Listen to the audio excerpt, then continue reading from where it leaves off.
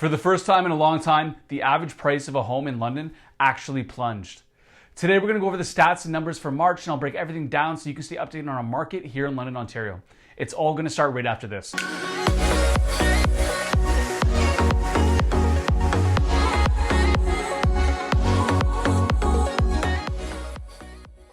What's going on, guys? Welcome back to the channel. If you're new here, my name is Blanchard with HouseSigma Real Estate Brokerage. Make sure to comment, like, and subscribe to stay updated on all future content. And like I said, we're going to go over the stats and numbers for the real estate market here in London, Ontario. If you're looking to get into the market or you're selling, want to take advantage of this potential peak in the market, I've left my calendar link down below in the description where you can book a one-on-one directly in my calendar with a few simple clicks.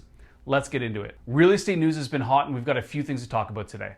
The Ford government recently announced that they've increased the foreign homebuyer tax to 20% and applied it province-wide. Previously, this was 15% and only applied to the Greater Golden Horseshoe region and the GTA. And with Canada's inflation outlook worsening, the Bank of Canada is expected to make another announcement April 13th regarding interest rate hikes, where many are expecting an increase of 50 basis points in an effort to bring inflation under control. For example, normal inflation rates are between 1% and 3%, and we were at 5.7% for the month of February, with March's numbers being released later this month. But enough of that. Let's jump into the stats. The spring market is finally here, and we're starting to see a shift in the market with the average sale price falling for the first time in nearly 2 years. For the month of March, the average sold price of a home was $807,000, down from $824,000 in February. That's a 2% decline in 1 month. Being a realtor here in London, there could be many reasons for a weakening in buyer demand.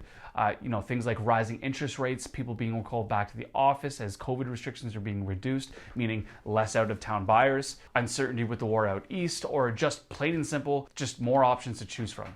It's too early to tell, but I can tell you from experience that when the interest rate hikes were announced on March 2nd, for the first couple of weeks there, I definitely noticed a pullback in the market with more homes sitting longer and sellers missing their offer dates.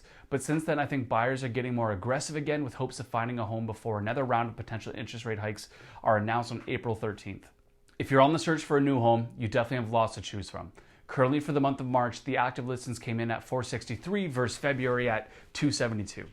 And with inventory nearly doubling, you're going to have no problem finding a home for your family. Now, when we look at months of inventory, and if you don't know what that is, it means if no more houses are put on the market starting today, it's how long the current active listings would last if homes keep selling at the rate they've been going.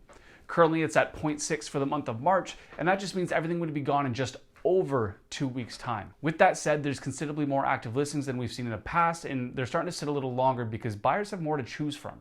The sales to list price ratio also fell in March. And for those who don't know what a sales to list price ratio is, it just means the amount over asking that a home sold for. In February, a record was broken when this ratio hit 125.6, and in March, this ratio dropped to 121.6. That's a 4% difference. For example, based on the ratio of 121.6, if a home was listed for $700,000, it would have sold for $851,200. Now, when it comes to pricing strategies here in London, we're still seeing homes being underlisted, meaning if a house is worth $700,000, they're going to list it at $599,000 to attract more buyers to the property. But with this, the homes are starting to sit a little bit longer. And when that doesn't work out, they'll just increase the price to what the seller actually wants for the home. With that said, I'm starting to see considerably more agents list the home for exactly what it's worth and not wait out for offers. We can only hope this trend continues because for the average consumer, it just makes things easier to follow and understand. Moving forward, I think we're going to find ourselves in an interesting position. I know right now there are many buyers holding off to see what happens with hopes that the market comes down, but it's a double-edged sword. As home prices go down, interest rates go up, and it could end up costing the people who decided to wait more in the long run. And from the seller perspective, many of these sellers don't have to sell. They want to sell to take advantage of the equity gained over these last couple of years. And if they can't get full value for the home, they'll just take it off the market and hold on to it a while longer. Those are just my thoughts, but I'm curious to know what you think. Where do you think things will go moving forward?